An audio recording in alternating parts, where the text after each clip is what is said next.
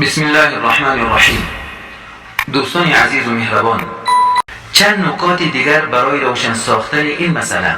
اولا، نباید چیزی از موی و یا از ناخون و یا از پوست گرفته شود تا زمانی که قربانی خود را ذبح نکند. دوم، اگر فراموشش شد چیزی از موی و یا از ناخون و یا از پوست گرفته شد مشکلی نیست.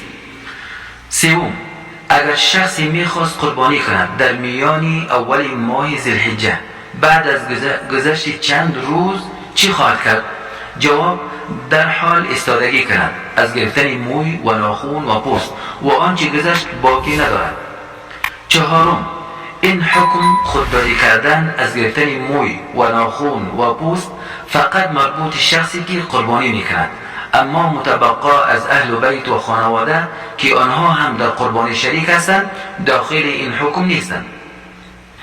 پنجم، اگر شخصی که قربانی میکند نیاز دارد به گرفتن چیزی از موی و یا از ناخون و یا از پوست چی خواهد کرد؟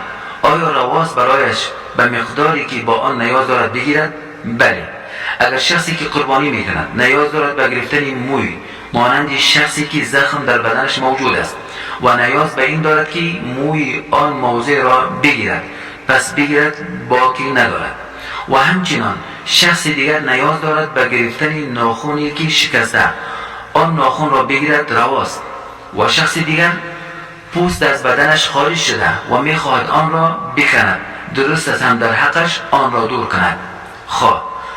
حالا فهمیدیم که کسی از نگاه فراموشی فراموشش شد، مرتکب شد و گرفت چیزی از موی و یا از ناخون و یا از پوست، میگوییم باقی و مشکلی نیست.